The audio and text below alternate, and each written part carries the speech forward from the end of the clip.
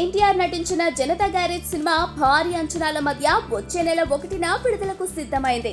ఇప్పటికే ఈ సినిమాకు వచ్చిన హైప్ మామూలుగా లేదు. కొరటాల శివ దర్శకత్వంలో రూపొందిన ఈ సినిమాతో ఎన్టీఆర్ 100 కోట్ల మార్కెట్ ని క్రాస్ చేయాలనే ఆలోచనలో ఉన్నాడు.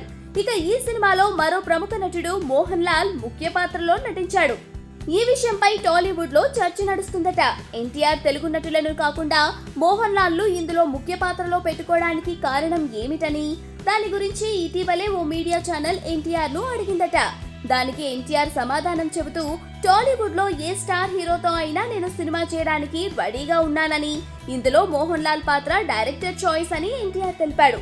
ఇప్పటికే తాను మార్చి మల్టీ స్టారర్ సినిమా చేయాలని వెయిట్ చేస్తున్నానని, కథ దొరికితే తప్పకుండా ఏ హీరోతో అయినా చేస్తానని చెప్పాడు.